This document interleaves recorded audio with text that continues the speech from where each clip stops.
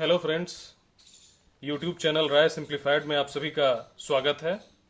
ये video dedicated है इग्नू से एमबीए परस्यू करने वाले स्टूडेंट्स के लिए, जो कि एमएमपीसी 16 इंटरनेशनल बिजनेस मैनेजमेंट पे बेस्ड है। इसमें असाइनमेंट के क्वेश्चन 1 को एक्सप्लेन किया गया है। इस वीडियो का एम है मिनिमम टाइम में मैक्सिमम इंफॉर्मेशन पहुंचाना, एक क्वालिटी कंटेंट पहुंचाना, और इंस्टीट की आप सभी किसी गूगल से या कहीं से कॉपी पेस्ट करें, उसकी जगह पर आप सभी को इनेबल करना कि आप इसके कीवर्ड्स से परिचित हो जाएं और एग्जाम में आपको आसानी से कंटेंट लिखने और 3 से 4 पेज तक पर क्वेश्चन लिखने में कोई डिफिकल्टी न हो। क्वेश्चन है, discuss the evolution of globalisation and effect of globalisation.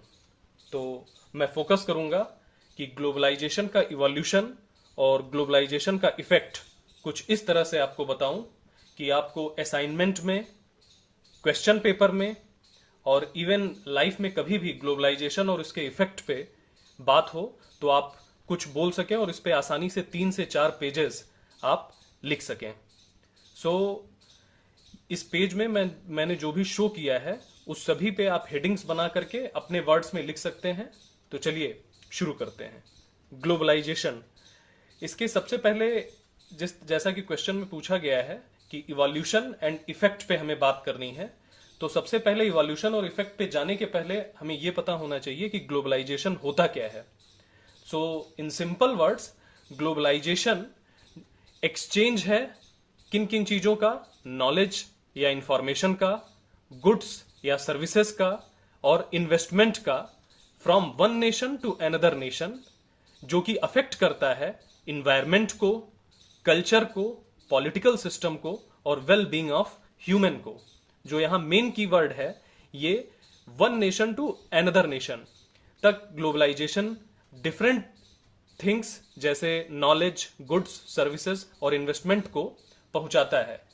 पहले के एरा में जो ट्रांसफर ऑफ नॉलेज, इंफॉर्मेशन और ये सारी तीनों पॉइंट्स जो मैंने यहां डिस्क्राइब किए हैं, उनका एक प्लेस से दूसरे प्लेस तक जाना या तो इम्पॉसिबल था या तो काफी लिमिटेड था। लेकिन ग्लोबलाइजेशन के एरा में ये सारी चीजें एक प्लेस से दूसरे प्लेस, एक विलेज से दूसरे विलेज नहीं बल्कि एक नेशन से दूसरे नेशन तक इजिली जा सकती हैं। तो इस तरह से हम इस क्वेश्चन को शुरू करने के लिए सबसे पहले डेफिनेशन से स्टार्ट कर सकते हैं। मैं फिर से रिपीट करता हूं कि ग्लोबलाइजेशन नॉलेज का, इंफॉर्मेशन का, गुड्स का, सर्विसेज का और इन्वेस्टमेंट का एक्सचेंज है एक नेशन से दूसरे नेशन को, जो कि अफेक्ट करता है वहां के इन्वायरमेंट को, कल्चर को, पॉलिटिकल सिस्टम को और वेल बीइंग ऑफ ह्यूमन को। ओवरऑल ग्लोबलाइजेशन का एम है कि हम सभी तरक्की करें और हमारा as a human, as a मानव विकास हो। सबसे डेफिनेशन के बाद इसके हम एग्जाम्पल पे जाएं तो एग्जाम्पल में ये हम देखते हैं कि फ्यूजन ऑफ म्यूजिक जो सबसे अच्छा एग्जाम्पल है। आजकल का जो इंडियन क्लासिकल म्यूजिक है वो वेस्टर्न पॉप म्यूजिक से फ्यूज हो चुका है और काफी हमें गाने दिखते हैं, जो कि एक बहुत ही अच्छा एग्जाम्पल है ग्लोबलाइजेशन का। Fusion of architecture, fusion of architecture भी बहुत अच्छा एग्जाम्पल है ग्लोबलाइजेशन का। हम अपने आसपास बहुत सारी इमारतें देखते हैं, बहुत सारे आर्किटेक्ट देखते हैं, बहुत सारे मोन्यूमेंट्स देखते हैं, जो कि बहुत अच्छा एग्जाम्पल है जो कि ब्रिटिश, मुगल्स और इन्वेडर्स हमारे यहाँ आए और हमारी लोकल आर्ट और उनकी आर्ट का फ्यूजन है। एक बहुत ही अच्छा एग्जाम्पल है फतेहपुर सिकरी का मोन्यूमेंट, जो कि हमारा लोकल आर्ट और इन्वेडर्स के द्वारा लाई गई आर्ट का फ्यूजन है। एक दूसरा एग्जाम्पल है ग्लोबलाइजेशन का FII यानी फॉरेन इंस्टीट्यूशनल इन्वेस्टर्स, जो कि हमारे शेयर मार्केट में आज इजीली इन्वेस्ट कर सकते हैं। एक और एग्जाम्पल है कोलैबोरेशन इन रिसर्च। हम रिसर्च में कोलैबोरेशन को देखते हैं कि एक हमारा यहाँ नासा का, हमारे यहाँ का इसरो का साइंटिस्ट नासा के साइंटिस्ट के साथ कोलैबोरेट कर सकता है और डिफरेंट फील्ड में कोलैबोरेशन देखने को मिलता है, जो कि और ग्लोबलाइजेशन का एक एग्जाम्पल है। इसके अतिरिक्त हमारी लैंग्वेज आजकल डिफरेंट लैंग्वेजेस से फ्यूज हो चुकी है, जो कि एक फिर से ग्लोबलाइजेशन का एग्जाम्पल है। मैं अभी ये वीडियो रिकॉर्ड कर रहा हूं, इसमें हिंदी और इंग्लिश दोनों का कंबाइंड प्रयोग है, ये भी एक ग्लोबलाइजेशन का एग्जाम्पल है। हमारे यहाँ और सारी भाषाएं हिंदी के साथ मिक्स हुई, जैसे हिंदी और उर्दू। ये सारे ग्लोबलाइजेशन के एक एग्जाम्पल्स हैं। क्वेश्चन में पूछा गया है कि फेजेस ऑफ ग्लोबलाइजेशन क्या है, इवोल्यूशन ऑफ ग्लोबलाइजेशन क्या है। तो अगर हम ग्लोबलाइजेशन को डिवाइड करें तो ये ओवरऑल 3 फेजेस में इसको हम डिवाइड कर सकते हैं।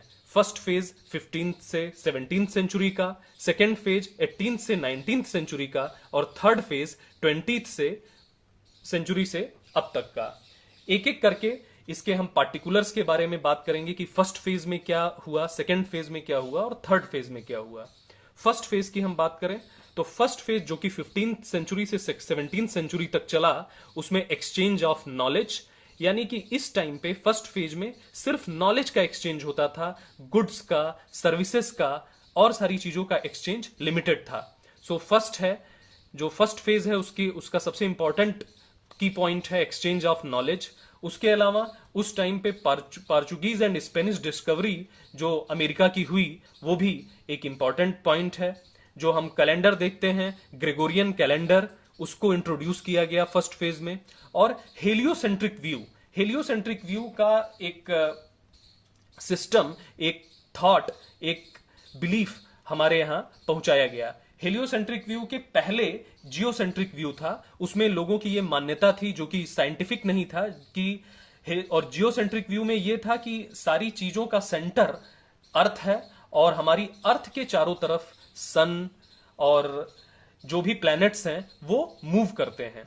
लेकिन बाद में इस जियोसेंट्रिक व्यू को क्रिटिसाइज किया गया और साइंटिस्ट ने ये प्रूव किया कि ये व्यू गलत है।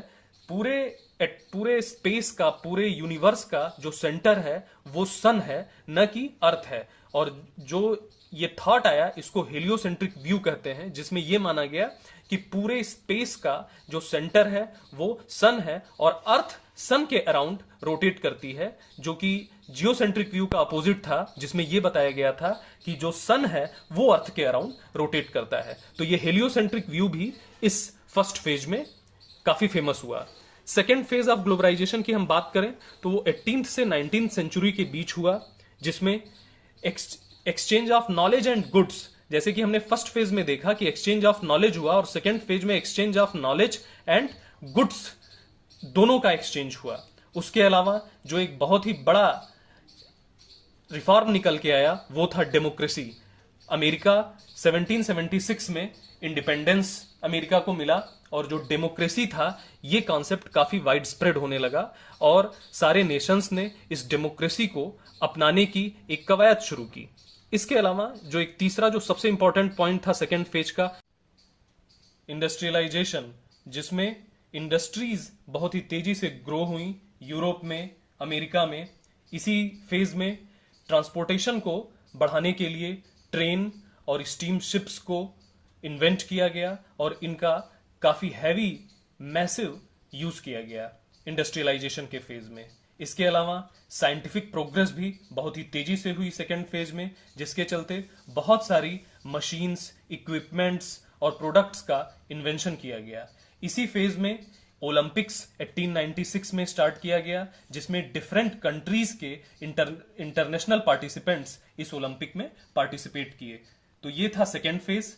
इसके बाद आते हैं थर्ड फेज पे, जो कि 20th सेंचुरी से अभी तक चल रहा है। इस थर्ड फेज में कैपिटलिज्म को काफी प्रमोट किया गया, जो कि ग्रोइंग इकोनॉमी के लिए काफी ज्यादा नेसेसरी एलिमेंट था। इसके अलावा मनी को और सर्विसेज को एक नेशन से दूसरे नेशन तक पहुंचाने के लिए, गुड्स को एक नेशन से दूसरे नेशन तक पहुंचाने के लिए, इनके रूल्स एंड रेगुलेशंस बनाने के लिए 3 इंस्टीट्यूशंस का ऑर्गेनाइजेशन किया गया। पहला था IMF, international monetary fund, world bank और WTO, वर्ल्ड ट्रेड ऑर्गेनाइजेशन, जिसके तहत ट्रेड को पूरे वर्ल्ड में प्रमोट करने के लिए रूल्स एंड रेगुलेशंस बनाए गए। इसके बाद टेक्नोलॉजी को भी थर्ड फेज में काफी प्रमोट किया गया और अल्टीमेटली इंडिया में लिबरलाइजेशन, प्राइवेटाइजेशन और ग्लोबलाइजेशन, LPG रिफॉर्म्स 1991 में लाए गए।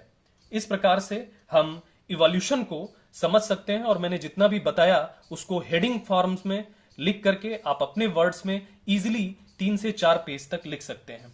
दूसरा पॉइंट है इस क्वेश्चन का इफेक्ट ऑफ ग्लोबलाइजेशन। तो इफेक्ट ऑलरेडी इसकी डिफिनीशन में छुपा हुआ है, जिसमें हमने लिखा है कि exchange of knowledge, information, goods, services, investment from one nation to another, affecting environment, culture, political system, wellbeing of human. ये 4 अलग अलग टॉपिक्स, यही इसके इफेक्ट हैं। इसको इलेबरेट करके हेडिंग वाइज लिखा जा सकता है। ग्लोबलाइजेशन से क्या हुआ? इन्वायरमेंट, एक कंट्री का, एक नेशन का दूसरे नेशन से कांटेक्ट हुआ, जिससे उस नेशन का इन्वायरमेंट, जो एग्जिस्टिंग नेशन है, उस इन्वायरमेंट को काफी इंपैक्ट डाला और ये चीजें इन्वायरमेंट को प्रभावित की।